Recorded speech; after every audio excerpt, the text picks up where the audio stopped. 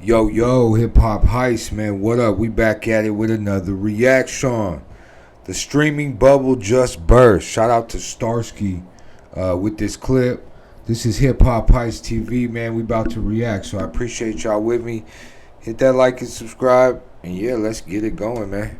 The multi-platinum mogul driving a 20-year-old Civic to sell CDs. Ooh, look at this. Look at First physical sold. this. Yo. I bought it myself. Yo. Most people think he's just trying to be humble. Well, you're wrong. This is a masterclass in economics. You see, Cole isn't just trying to scale with width, as he doesn't need the millions of passive streams. Right now, he's trying to scale depth. Cole knows that a fan that buys a CD directly from his hand has a lifetime value 100 times higher than the fan who just clicked to Spotify. In behavioral economics, we call this the friction premium. Right now, the world is moving towards fluency, where you have one-click streaming and AI playlists. And then, on the other end, you have Cole, who is intentionally adding friction. But you gotta think about Cole's history. Remember, Cole originally stood in the rain to give Jay-Z his CD, and Jay-Z brushed him off. That was a failed B2B pitch, or business to business. It's like trying to sell a startup to a VC without proof of concept. So Cole eventually had to pivot to B2C, or business to consumer, and he drove the Civic to college campuses. Let's do a quick audit. His customer acquisition cost was maybe about 50 cents per CD, plus the 15 minutes of conversation.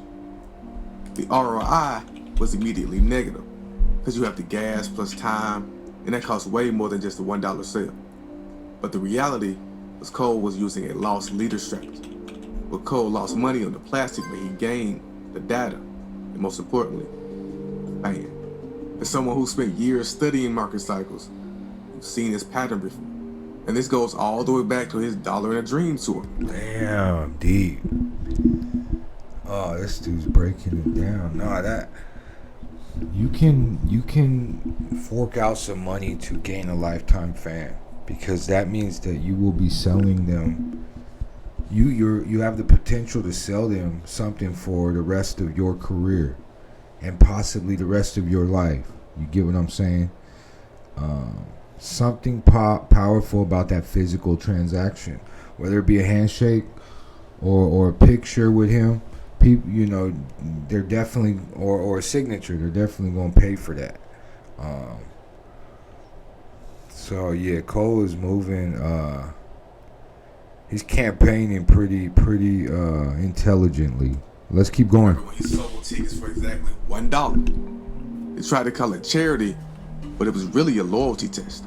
By keeping the location secret until the very last minute, he wasn't filtering for money. He was filtering for intent. He identified his whales, or the high-value customers, without spending a dime on ads. But let's just look at the numbers.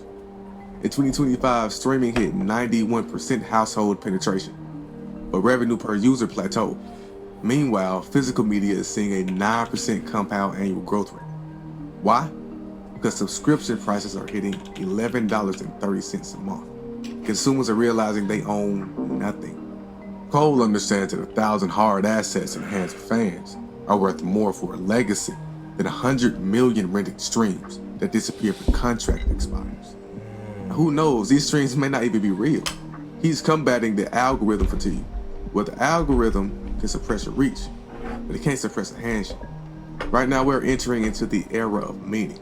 Cole isn't just selling an album. He's staging a protest against the rental economy. He's reminding us that if you can't touch it, you don't really own it. So here's the takeaway. If you're an aspiring mogul, don't just build a following. Build a high-friction database.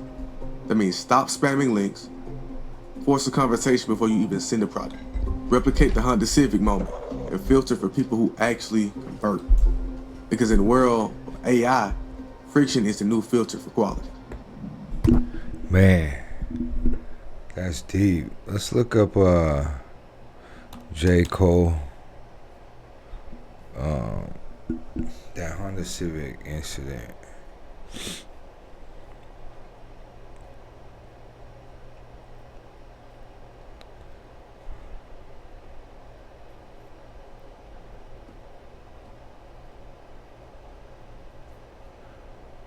J. Cole, what does he do? He did the Honda Civic.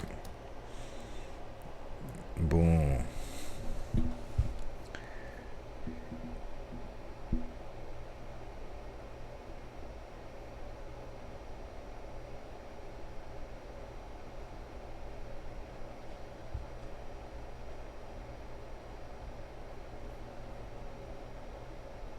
Let's see what it says. J. Cole rode around in his old Honda Civic selling the Fall Off CDs. Okay, I need more than that. Come on, I need more than that. Let's see Vice. They're gonna try to charge me or something, but let's see. It says, remember the old world before streaming dictated all of our listening habits? Most people had to rely on the radio and the music videos for singles. Okay, let's keep going. He said,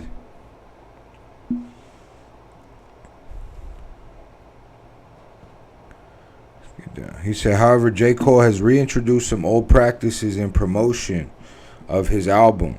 The North Carolina rapper has made it a point to take it back to his roots, to the days when people used to sell mixtapes out of their cars. Next time you see a large crowd of people surrounding a Honda Civic, you might get your chance to meet Cole and cop a new album. So he's going straight to the people, direct to consumer, but with a physical copy that they can take home and also an experience.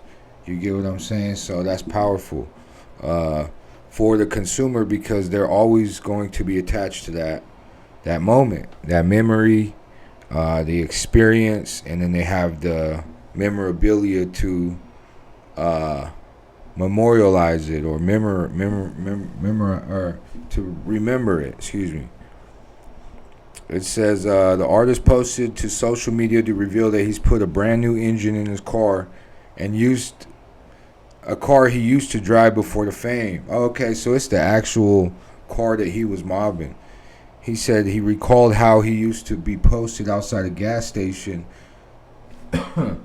selling CDs to people who love hip-hop. Consequently, J. Cole is taking the same approach to bring his career full circle. Yesterday, I had daddy duties that came before the album release celebrations. Today, I got my old Civic with the brand new engine, a tour bus, and some sprinters. In the trunk of my car is boxes of the Fall Off CDs. As a teenager, I had copies of the Vietnam Booma's album. That Nervous gave me to sell. I used to go up to the gas stations trying to sell the album to the strangers, like, yo, you like hip hop? Was the beginning of the sales pitch J. Cole shared.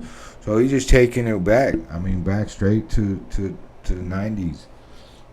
You know, to the old days, early 2000s, before streaming. People had street teams too. You know, they were out there themselves, but they had street teams really pushing this product. You know, I've definitely bought some albums, and you could go to metropolitan places still, and find people that's pushing CDs and stuff. Make sure they got something on them, cause people, you know what I mean. Hey, I've been to Venice Beach Boardwalk, or nah, not even there. It was actually, I bought some CDs on there and they worked, but I forgot where I was at, where there was nothing on the CD, bruh. Come on. And that would be cold if J. Cole, nah, that would go viral. He'd have some lawsuits on his hands for sure, if he didn't put nothing on them CDs, but nah, that's a joke. That's comedy. But yeah, we're gonna get out of here. Shout out J. Cole, he's redoing it. Redoing how we sell music to the consumer. So yeah, every indie artist, check it out. You know what I mean? Going back to the roots. So yeah, man, Hip Hop Heist TV. Make sure y'all like and subscribe. Shout out Starsky for his clip, and then Vice for theirs. I'll put those links in the description. Go check out the merch that we got below the video. With that being said, man, be happy, be healthy, do what you got to do to survive, like Pac said, but also be of service. Help somebody out today. I feel like that's why we really here on this earth, is to be of some service. So let's all work together, man, and you know, move at a higher frequency. So yeah, thank y'all for watching, man. Peace.